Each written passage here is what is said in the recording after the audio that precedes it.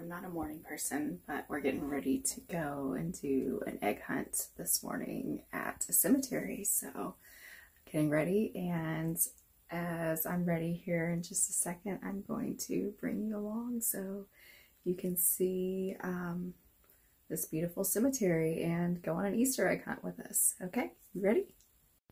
Okay, first before we get going, I'm going to go ahead and I'm just going to talk about what I slept in last night. And it's this giant, it's like a wire with a hair scrunchie over it and a clip, and I just wrapped my hair around it, and you tie it up at the end with those two hair scrunchies right there. And the results were, they were okay. I mean, they weren't what if you were to curl your hair, you know, that kind of result, like you spent time on your hair. But for something that only took 2 minutes to put in and to have an uncomfortable night of sleep, I guess it did okay. So there you go. So I'm bringing something special along for the ride, and I went into the attic, and look. I went to McDonald's when I was a kid, and our Happy Meals came in these buckets around Halloween time, but we just wanted some little pails for the egg hunt today, so I thought I would bust them out and bring along the McGoblin bucket so we could incorporate a little Halloween into our Easter. When you first come into the cemetery, you cross over the bridge, which is actually where you're driving over several sets of train bridges. And then when you look right to your right, you'll see a cute little chapel that's right there, fully glassed with windows. And then we are going to make our little trek into the cemetery, and we are going to head to the very back where the egg hunt is being held today. So we have about 5 minutes before rope drop, which is at 9 a.m. sharp, and I just want to give you a little backstory of this cemetery. It was established in 1852, and it was just right outside the main area of the town. It was meant to be a place of celebration as well as a resting place for the afterlife. It now boasts a beautiful 80 acres of gardens and as many as 1,500 different species of trees, which classifies it as an arboretum. The cemetery is still a full working cemetery, which people today are still being buried. As you can see, there's a tent set up for someone for this morning.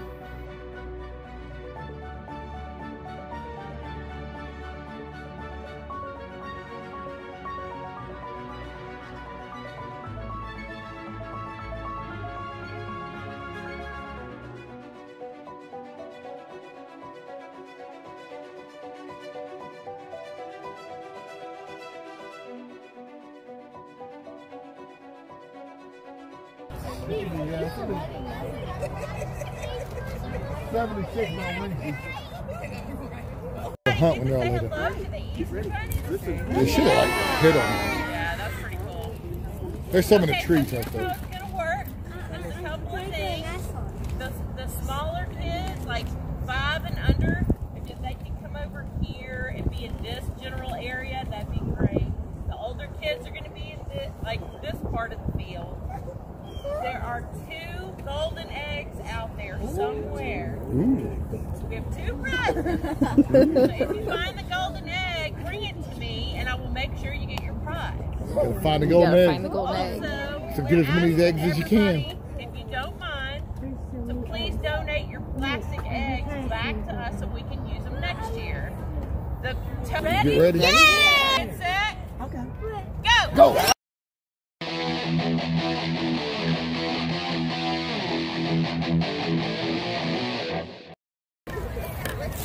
Everybody's hunting eggs. It is pandemonium, as you can see. There are people everywhere looking for this golden egg, like Willy Wonka. So I told my kid just to run everywhere until he finds it. We'll see if he listened to my strategy.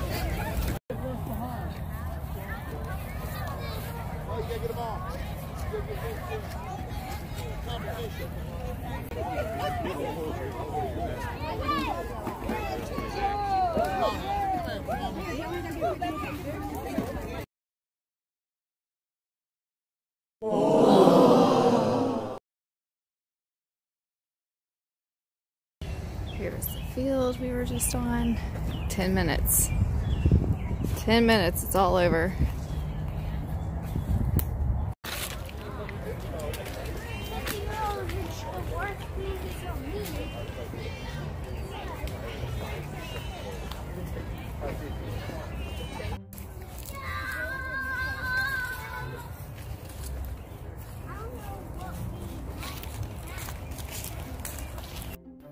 Now that the egg hunt is over, we might as well go on a little walk and enjoy the day and soak up all the beauty that is surrounding here at the cemetery.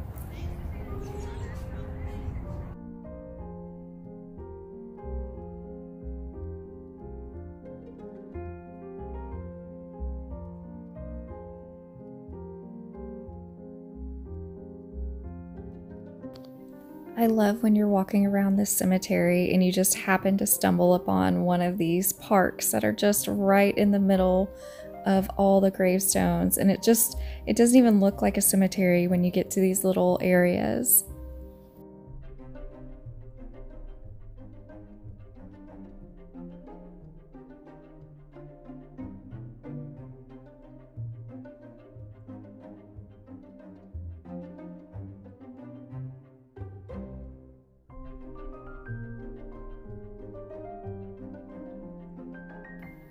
As we go along our walk, you'll notice a lot of the beautiful landscaping that surrounds, and even this tree right here in front of us, it looks as though lightning has struck it at some point and it was just kind of left here.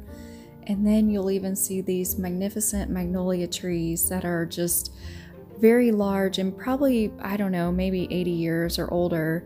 And you'll see some of these have unusual growths on them. As you can tell, they were probably attacked at some point by probably some kind of insect or fungus. And then we're just going to go on a little drive up closer to the front of the entrance of the park and check out some of the older sites from where it all started.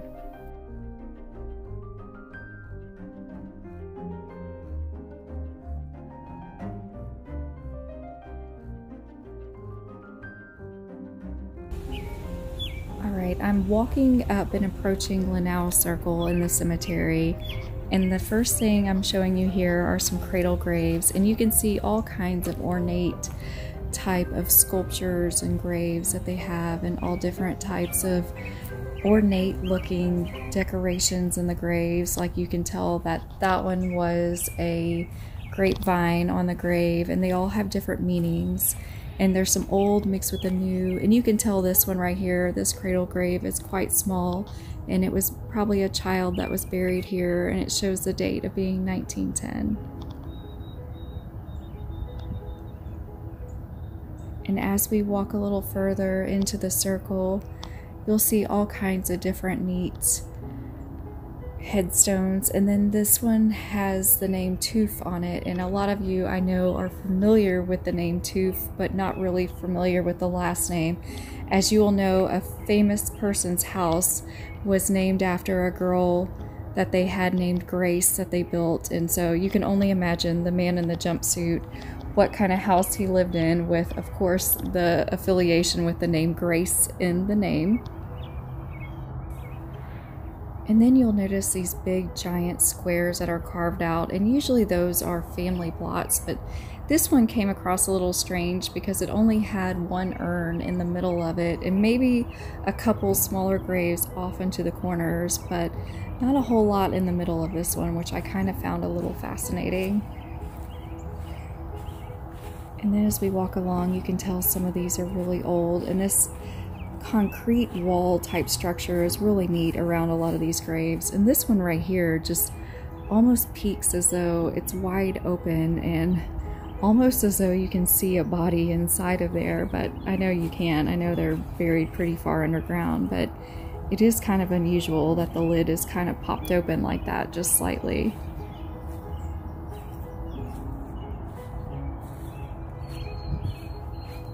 Then every time we come up on a tree like this, and it seems to be separating graves and people and families, it's kind of almost makes you think of, I don't know, nature's way of dissecting people after life as though they don't want to lay beside each other. And I know that's not the case. I know the trees just kind of came along after the graves were placed in, but sometimes when I see that, it's just kind of, I wonder if it's a tongue-in-cheek kind of way of a family member trying to separate another family member, or, you know, people who are married and the mother-in-law or somebody didn't want them to rest side by side.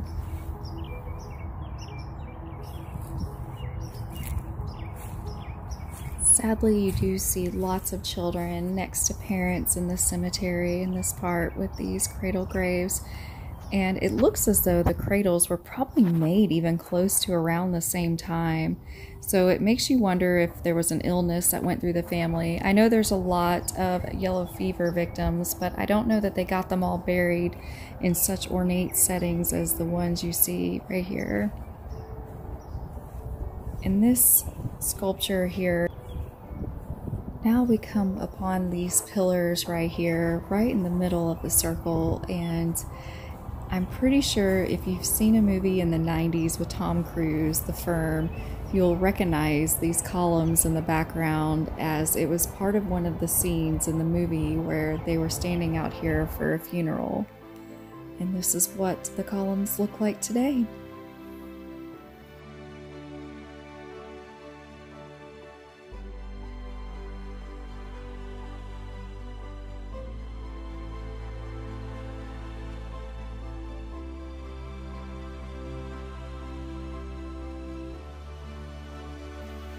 So as I was walking along this part of the cemetery, this particular stone right here kind of stumped me, and I couldn't find any kind of meaning online as to what it was.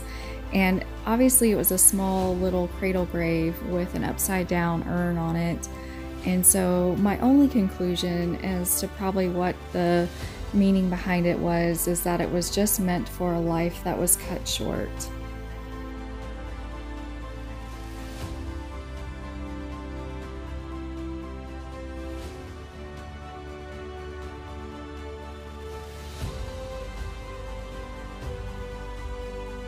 Even though we're walking through one of the older parts of the cemetery, you'll notice right here that there is this sculpture that appears to be some kind of an angel holding a child up, and you can tell it's got big wings attached to it, and it's a newer sculpture for a young man that passed away here recently. And it's a very lovely piece of art that somebody, you can tell, had commissioned for their child. And here he is, William Maxwell Rose, and you can see lots of pennies and all kinds of trinkets on the grave, so you can tell he's still very well missed. And it looks as though it's a bronze type of sculpture, I'm guessing, but it's definitely one of the newer, more ornate sculptures that has probably been put in the cemetery in a while.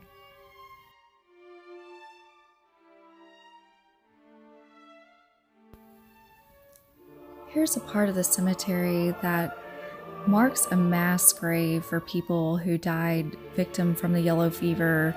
And at one time, it was in there were 3 different epidemics in the 1870s era, and the yellow fever wiped through and just killed a ton of people. And I believe the city even almost lost the commission and wasn't technically a city due to the population decline and people just in fear and fled out of the city. So they put a lot of people in a huge grave at that time right in that area, and they put one headstone in the whole area for all the yellow fever victims. This is one of the few places that you can come and see people's photographs on these headstones, where you can get an idea of who they were and what they looked like back during their lives.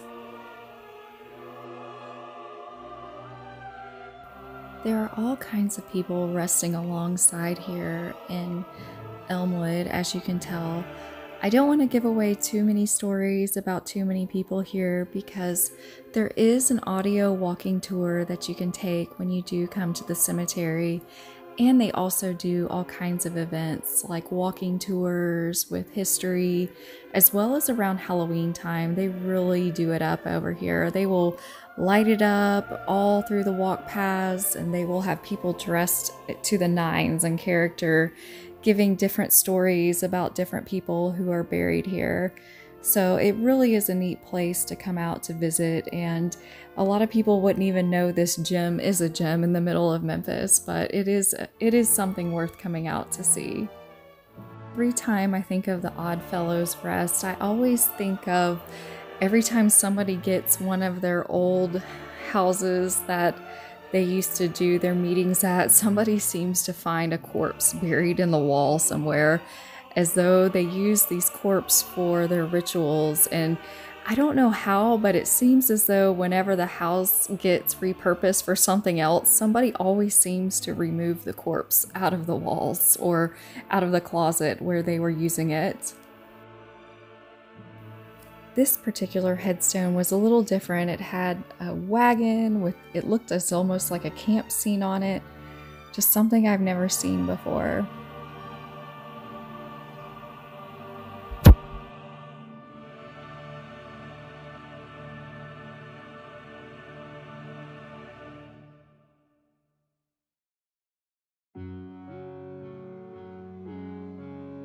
This particular headstone was fascinating also. It looks to be a tree trunk with different types of design on the trunk itself as a rolled up scroll and just different little things along the edges of it.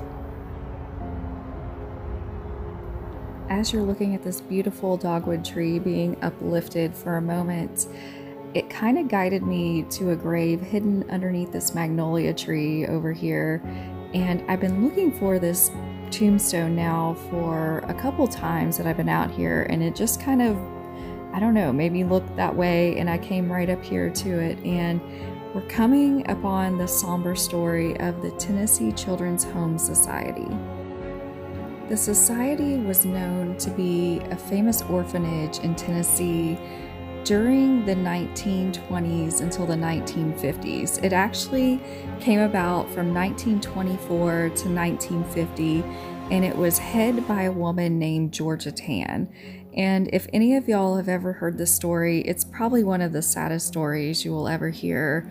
This lady, Georgia Tann, had such a control over a lot of people when it came to the adoption practices at the time in Tennessee that everybody trusted her, and she was well beloved for what she was doing as far as placing children into homes.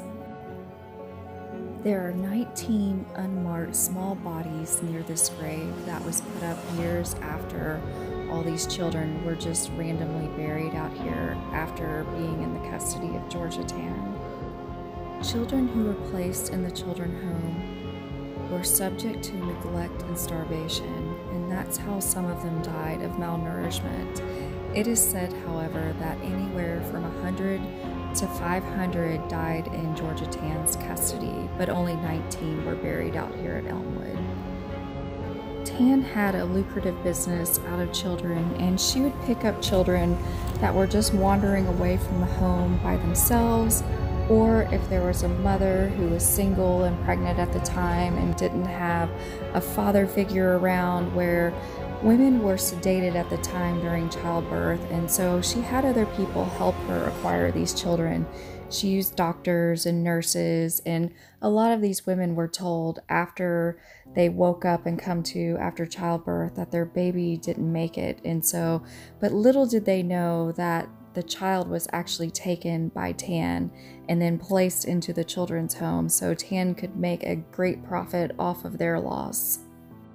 The one person that helped bring her empire down was a social worker named Annie Beals, who was paying attention and why Memphis somehow had the highest mortality rate of children in the nation at the time during all these adoptions were taking place. That which was the start of an investigation which was actually led by the state, and that ultimately brought down her reign as far as child adoption, and the Tennessee Children's Home Society finally diminished.